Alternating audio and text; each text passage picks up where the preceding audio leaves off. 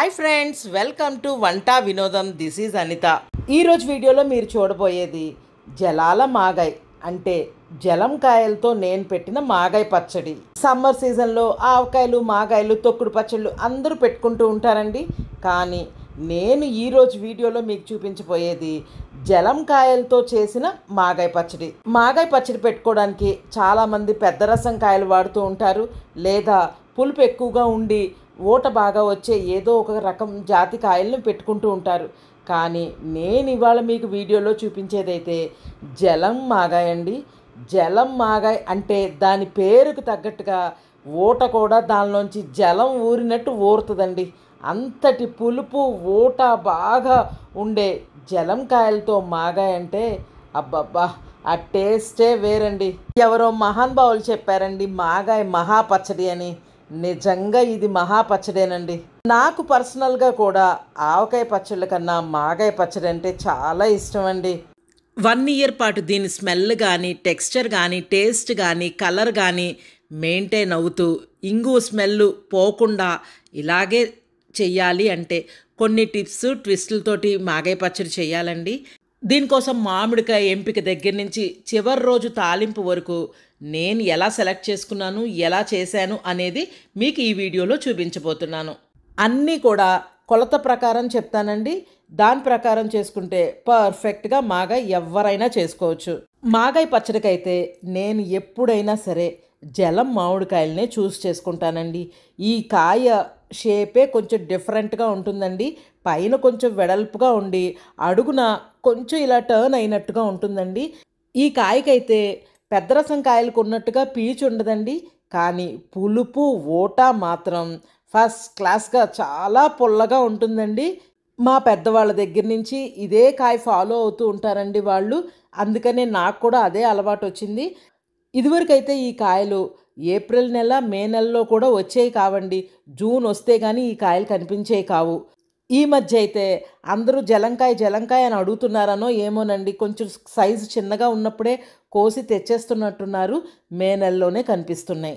కాయలు తెచ్చుకున్న తర్వాత శుభ్రంగా వాష్ చేసి అలా గుడ్డ మీద పెట్టి ఆరనివ్వాలి. ఆరిన కాయలన్నిటినీ ఇలా శుభ్రంగా తొక్క తీసేసి రెడీ చేసుకోవాలి. చాలామంది మాగాయ్ కోసం మామిడికాయని కాయపళంగా పట్టుకొని ఒక సైడ్ నుంచి చెక్కుకుంటూ వెళ్తారండి. ఇలా పెళ్ళలుగా వచ్చే విధంగా చేసుకుంటూ ఉంటారు. కానీ మా పద్ధతి అయితే కోసే విధానమే వేరుగా ఉంటుందండి. ఇలా మామిడికాయకి అటు ఇటు చెంపల కింద కట్ చేసి వాటిని వీడియోలో చూపిస్తున్న విధంగా పొడుగ్గా ముక్కలుగా కట్ చేసుకోవాలి. వీడియోలో చూపిస్తున్నట్టు ఇలా కొంచెం లావుగా పెద్ద సైజు ముక్కలుగానే కట్ చేసుకోవాలండి. అంటే మా ఇంటెన్షన్ ఏంటి అంటే ఇంత సైజు ముక్క కట్ చేస్తేనే ఉప్పులో ఊరి ఓటంతా బయటకు వచ్చి ఎండి మళ్ళా వచ్చేసరికి కాస్తైనా ఈ మాత్రం ముక్క కనపడుతుందని ఉద్దేశం. అదే చిన్నగా కొంచెం పెడలుగా కోసుకున్నాం అనుకోండి, ఇంకా రాను లేహ్యంలాగా అయిపోద్ది, ముక్క అస్సలు కనపడదని మా ఉద్దేశం. అది కాకుండా అటు చెంప ఇటు చెంపకి ముక్కలు వస్తాయి. అలాగే టెంకకి అటుపక్క ఉన్నది ఇటుపక్క ఉన్నది కూడా మనకి కావలసిన సైజులో ముక్క వస్తుంది. కానీ టెంక చుట్టూతో ఉన్నదంతా మనం ఎలాగూ దాన్ని చిన్న ముక్కలుగా రసంలాగా వచ్చేస్తుంది. కాబట్టి ముక్కలేమో ఆ విధంగా పొడుగు లావుగా ఉండే విధంగా ముక్కలు చూసుకోవాలి. అలాగే టెంక చుట్టూ ఉన్నదంతా కూడా కత్తిపీటతో కొయ్యిగా కూడా మిగతా ఉన్నదంతా కూడా ఇలా పీలర్ సహాయంతో మొత్తం గీకేస్తే బాగా ఊట వస్తుంది. ఇప్పుడు ఇంకా మనం కట్ చేసిన ముక్కలన్నిటినీ కొలుచుకోవాలండి. ఎన్ని సేర్లు వచ్చాయో దాని ప్రకారం లెక్క చేసుకోవాల్సి ఉంటుంది. నేను కట్ చేసుకున్న ముక్కలన్నీ కొలిస్తే నాకు ఇలా నిండుగా సేరుతో నిండుగా తీసుకుంటే 14 సేర్లు నిండుగా రాగా 15వ సేరుకి సొగానికి పైకి వచ్చాయండి. 35 భాగం దాకా వచ్చాయి. మేము ఎప్పుడైనా సరే 20 కాయలు మాగాయ్ పచ్చడి పెట్టాలి అని అనుకుంటే 25 కాయలు తీసుకుంటామండి. ముక్కలకి ఉప్పు పట్టించి ఎండి వచ్చిన తర్వాత చివరాకర్లో ఒక 5 కాయల ముక్కలు మేము ఊటలో తడపమండి, ఆపేస్తాము. సో దట్ ఏమవుతుంది అంటే ఊట బాగా పల్చగా ఉండి ఇయర్ ఎండింగ్ వరకు కూడా థిక్ అయిపోకుండా గిడస పట్టినట్టు అయిపోకుండా ఉంటుంది. ఆ మిగిల్చిన ముక్కలనైతే వేస్ట్ కాకుండా ఆమ్చూర్ పౌడర్గా కూడా వాడుకోవచ్చు. మనం మాగాయకి వాడుకునే ఉప్పును కూడా 2 ప్లేట్లలో పెట్టి కాసేపు ఎండలో పెట్టుకోవాలండి. దానివల్ల ఏమైనా తేమ ఉన్నా బాగా డ్రై అయిపోతుంది. ఇక్కడ నేను ఉప్పును కొలుస్తున్నానండి. ఎలా కొలుచుకోవాలి అంటే, ఒక సేరు ముక్కలకి పాల డబ్బా అంటూ ఉంటామండి మేము. ఈ డబ్బాతోనే రైస్ అది కొలుచుకుంటూ ఉంటాం. ఈ డబ్బాలో 1/4 డబ్బా వరకు ఉప్పు తీసుకోవాలి. అంటే ఒక సేరు ముక్కలకైతే పావు డబ్బా ఉప్పు తీసుకోవాలి. నాకు ఇక్కడ 14 సేర్లు ముక్కలు, 15వ సేరులో ఒక హాఫ్ కన్నా ఎక్కువ ఉన్నాయి కాబట్టి నేను 14 సేర్లకు గాను 3.5 డబ్బాలు ఉప్పు కొలుచుకుంటున్నాను. 14 సేర్లకి 3.5 డబ్బాలు ఉప్పు కొలుచుకున్న తర్వాత 15వ సేరులో 30కి భాగం దాకా ముక్కలు ఉన్నాయి కదండి, దాని నిమిత్తంగా జస్ట్ చేత్తో ఒక గుప్పుడు మాత్రం ఉప్పును వేసి యాడ్ చేశాను. ఈ రేషియో ప్రకారం కనుక ఉప్పు తీసుకుంటే ఉప్పు ఎక్కువ అవ్వదు, తక్కువ అవ్వదండి. నేను తీసుకున్న మామిడికాయలు కూడా చాలా పుల్లగా ఉంటాయి కాబట్టి ఈ ఉప్పు పర్ఫెక్ట్గా సరిపోతుంది. ఇప్పుడు ఒక పెద్ద ప్లేట్ తీసుకుని మనం కొలుచుకున్న ఉప్పునంతటిని ప్లేట్లో వేసుకుని కొంచెం పసుపు వేసి బాగా ఉప్పుకి పట్టించుకోవాలి. నేను ఇక్కడ సుమారుగా 1.5 స్పూన్ దాకా పసుపును వేసి బాగా ఉప్పుకి పట్టించుకుంటున్నాను. ఉప్పు పసుపు బాగా కలుపుకున్న తర్వాత ఒక గుప్పుడు ఉప్పుని మనం దేనిలోకైతే మామిడికాయ ముక్కలు కలిపి వెయ్యాలనుకుంటున్నామో అందులో అడుగున ఒక గుప్పుడు ఉప్పుని చల్లుకోవాలి. తర్వాత మనం రెడీ చేసి ముక్కలు కట్ చేసి ఉంచుకున్న మామిడికాయ ముక్కలన్నింటినీ కాసిన ఉప్పులో వేసుకుంటూ కొంచెం ఉప్పు కొంచెం మామిడికాయ ముక్కలు కలుపుకుంటూ ప్లాస్టిక్ డబ్బాలోకి కానీ మీ దగ్గర జాడీలు అవైలబుల్గా ఉంటే జాడీలోకి కానీ వేసుకోవాలి. వీడియోలో చూపిస్తున్నట్లు కొన్ని ముక్కలు, దాంతోపాటు కొంచెం ఉప్పు, అలాగే మొత్తం ముక్కలన్నిటినీ కూడా 2 కంటైనర్స్లోకి వేసుకుంటున్నాను. ఇలా వేసుకోవడం వల్ల ప్రతి ముక్కకి కూడా ఉప్పు తగులుతూ ఈ ఉప్పు తగిలిన ప్రతి ముక్కలోంచి కూడా ఊట బాగా ఊరి బయటకు వస్తుంది. ఇలా ముక్కలన్నిటికీ కూడా మనం కొలుచుకున్న 3.5 డబ్బాలు ఉప్పు మాత్రమే వేసుకోవాలండి. కలవలేదని ఉప్పు మాత్రం ఎక్స్ట్రా వేసుకోకూడదు. మనం కొలుచుకున్న ఉప్పుతో మాత్రమే ఈ ముక్కలన్నిటికీ పట్టించుకోవాలి. ముక్కల్లోంచి ఊట ఊరడానికి ప్లస్ కలుపుకోవడానికి వీలుగా ఉంటుందని నేను 2 కంటైనర్స్లో ముక్కల్ని అడ్జస్ట్ చేసుకున్నాను. ముక్కలకి ఉప్పుకి ఊరడానికి ప్లేస్ ఉండే ఒకటే పెద్ద కంటైనర్ ఉన్నా అందులోనే కలుపుకోవచ్చండి, ఇబ్బంది ఏం లేదు. నాకు సరిపోక నేను 2 వేసుకుంటున్నాను. ఇలా 2 కంటైనర్స్లో అడ్జస్ట్ చేసుకున్న తర్వాత మూతలు గట్టిగా పెట్టి 3 రోజుల పాటు పక్కన పెట్టుకోవాలి. 3 రోజులు కూడా రోజుకొక్కసారైనా స్నానం చేసిన తర్వాత వచ్చి ముక్కలన్నిటినీ కింద నుంచి పై వరకు ఉప్పు కరిగే విధంగా కలుపుకోవాలి. సో దట్ అడుగున ఉప్పు పేరుకోకుండా బాగా పూర్తిగా కరిగిపోతుంది. ఇక్కడ మీరు చూస్తున్నది 3వ రోజు అండి. అంటే 3 రోజులు కంప్లీట్ అయిన తర్వాత ఆ 3వ రోజు సాయంత్రం పూట మొత్తం ముక్కలన్నిటినీ సాధ్యమైనంత గట్టిగా పిండి ఒక నెట్లో కానీ లేదా తాటాకు బుట్టలో కానీ వేసుకోవాలి. సో దట్ ముక్కల మీద బరువు పెట్టి సాధ్యమైనంత ఓటంతా మనం కలెక్ట్ చేసుకోగలగాలి. నేనైతే ఒక ప్లాస్టిక్ నెట్ని వాడతానండి ఎప్పుడు. అదే నెట్ని వాష్ చేసేసి ఎండలో ఆరనిచ్చి ఆ నెట్ని యూజ్ చేస్తూ ఉంటాను. చాలామంది గుడ్డలో మూట కూడా కట్టి బరువు పెడుతూ ఉంటారండి. కానీ నేను ఎప్పుడూ అలా పెట్టను. ఎందుకంటే ఆ గుడ్డకే సగం ఓట అతుక్కుపోతుందండి, మనం ఎంత పిండినా రాదు. సో అందుకని నేను ఎప్పుడు ఇదే పద్ధతిని మెయింటైన్ చేస్తూ ఉంటాను. ఇలా ముక్కలన్నిటినీ పిండి నెట్లో వేసుకున్న తర్వాత నెట్కి ఒక తాడు సహాయంతో కానీ రబ్బర్ బ్యాండ్ సహాయంతో కానీ టైట్గా మూటలాగా కట్టాలి. సో దట్ దాని మీద ఎంత బరువు మనం పెట్టినా కూడా ఆ మూట చెదిరిపోకుండా ఉండేలా చూసుకోవాలి. ఇదిగోండి ఇక్కడ చూడండి, నేను కింద ఒక పెద్ద ప్లేట్ పెట్టి దాని మీద ఒక మీడియం సైజు హైట్లో ఒక బేసిన్ని బోర్లించి మామిడికాయ ముక్కలు ఉన్న మూటను పెట్టి దానిపైన ఒక బేసిన్ పెట్టి ఒక మీడియం సైజు రోలును పెట్టి దాని మీద ఒక 20 లీటర్స్ క్యాన్ని పెట్టి అంత బరువు పెట్టి నైట్ అంతా ఉంచితే దానిలోంచి ఓటంతా మనకి కలెక్ట్ అవుతూ ఉంటుంది. మధ్య మధ్యలో వాటర్ క్యాను రోలు పక్కన పెట్టి ముక్కల్ని కింద నుంచి పైకి తిరగేసుకుంటూ కూడా మళ్ళా ఓటని కలెక్ట్ చేసుకోవాలి. ఇలా చేస్తేనే ఎక్కువ ఊట మనకి కలెక్ట్ అవుతుందండి. ఎంత ఊట బాగా కలెక్ట్ అయితే అంత పచ్చడి పల్చగా బాగుంటుంది.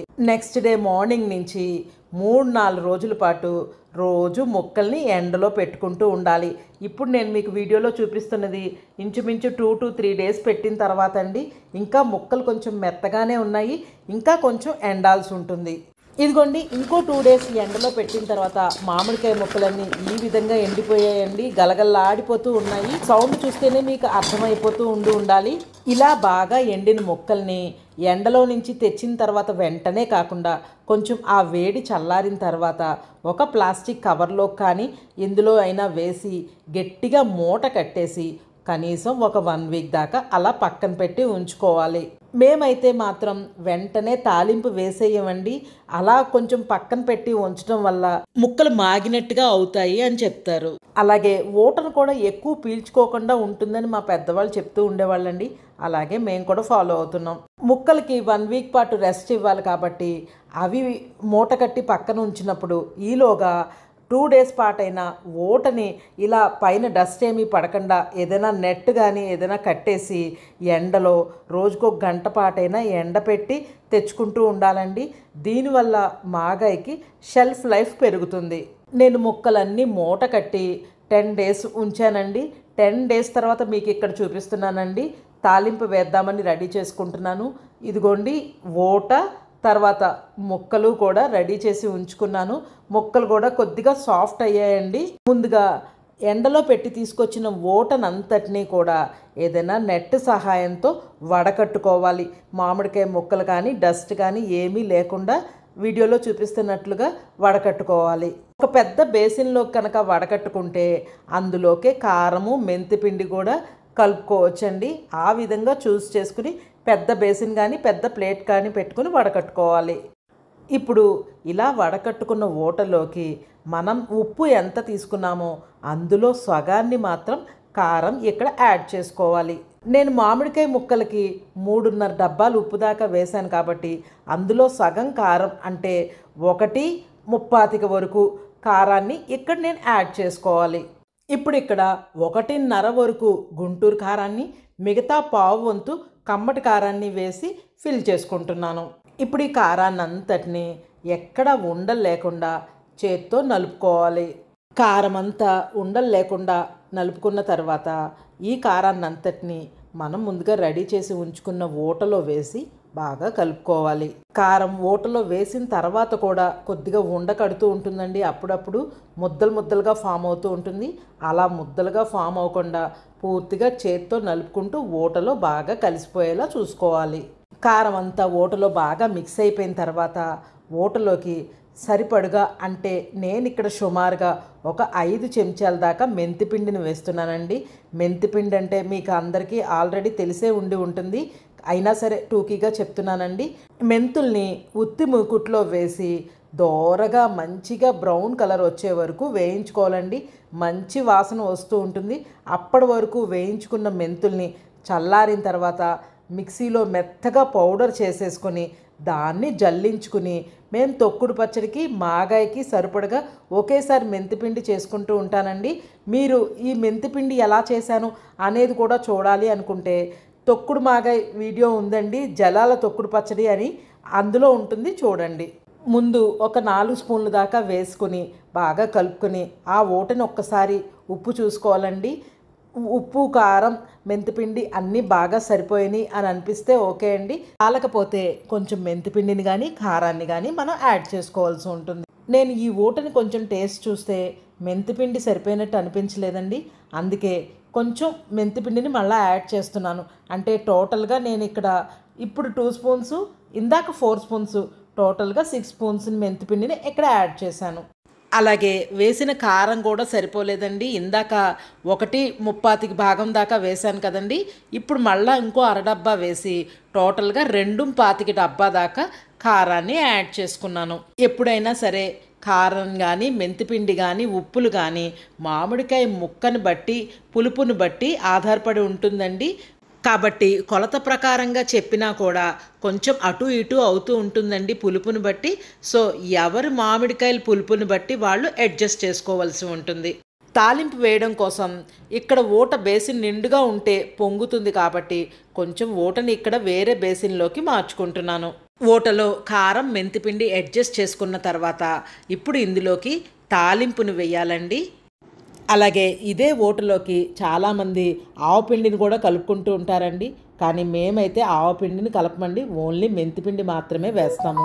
తాలింపు వేయటం కోసం మూకుట్లోకి సుమారుగా 30 కేజీ దాకా పప్పు నూనెను పోసి వేడికి పెట్టాను. నూనె కాగేలోపు తాలింపుకి కావాల్సినవన్నీ సర్దుకోవాలండి.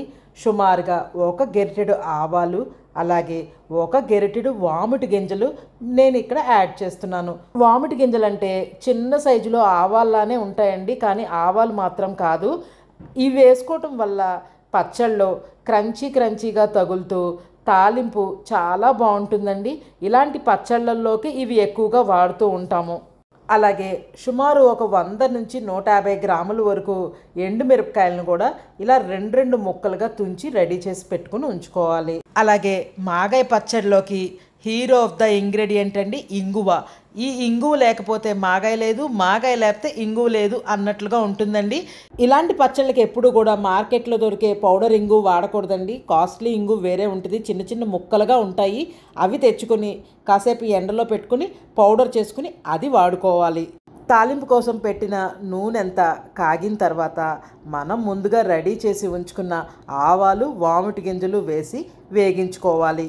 మనం తాలింపు వేసుకునేటప్పుడు ఇలా దినుసులు వేయగానే ఆవాలు కానీ ఇలా వాముటి గింజలు కానీ ఏదైనా వెయ్యంగానే పప్పు నూనె కాబట్టి అట్లా పొంగే అవకాశం ఉంటుందండి. అందుకే నేను 1/2 కేజీ నుంచి 30 కేజీ లోపు మాత్రమే నూనెను పెట్టాను. అవసరపడితే మళ్ళీ ఇంకో 1/2 కేజీ నూనె కాచి తర్వాత యాడ్ చేసుకోవచ్చని. ఆవాలు, వాముటి గింజలు బాగా వేగిన తర్వాత 1½ స్పూన్ దాకా ఇంగువను వేసుకోవాలి. ఈ ఇంగువ బాగా ఘుమఘుమలాడుతూ మంచి స్మెల్తో ఉంటుంది కాబట్టి 1½ స్పూన్ సరిపోతుందండి. కానీ మీరు మార్కెట్లో వాడే ఇంగువ వేరే ఏదైనా బ్రాండెడ్ అయితే కనుక ఇంకొంచెం ఎక్కువ మోతాదులో వేసుకోవాల్సి ఉంటుంది. ఇంగువ వేసిన వెంటనే తుంచి ఉంచుకున్న ఎండుమిరపకాయ ముక్కల్ని కూడా వేసి వేగించుకోవాలి. ఎండుమిరపకాయ ముక్కలు కూడా 1 నిమిషం పాటు వేగిన తర్వాత మనం ముందుగా రెడీ చేసి ఉంచుకున్న ఊటలో ఈ తాలింపునంతటినీ పోసేసి వెంటనే మూత పెట్టేసుకోవాలి. ఆ ఇంగు వాసన అంతా బయటికి పోకుండా ఉండడం కోసం. చాలామంది వేడివేడి నూనెని ఈ ఊటలో వేసి కలపరండి, చల్లారిన తర్వాత కలుపుకుంటూ ఉంటారు. కానీ నేనైతే మాత్రం వెంటనే ఈ వేడివేడి నూనెని వేసి ఇలా మూత పెడుతూ ఉంటాను. ఎందుకు అంటే ఎప్పుడైనా కొంచెం తడి ఏదైనా దోషం ఉన్నా ఈ వేడికి అదంతా కూడా ఆవిరైపోవడం కోసం. వేడివేడి తాలింపు వేసి మూత పెట్టిన తర్వాత కాసేపటి వరకు అలా వదిలేయాలండి. ఆ తర్వాత మూతను తీసి పూర్తిగా వేడెక్కిన ఓటంతా చల్లారే వరకు వెయిట్ చేయాలి. ఈ ఓటంతా చల్లారడం కోసం ఇంచుమించు 2-3 అవర్స్ అయినా పట్టచ్చండి. అప్పటి వరకు వెయిట్ చేయవలసిందే ముక్కల్ని ఇందులో పెట్టడం కోసం.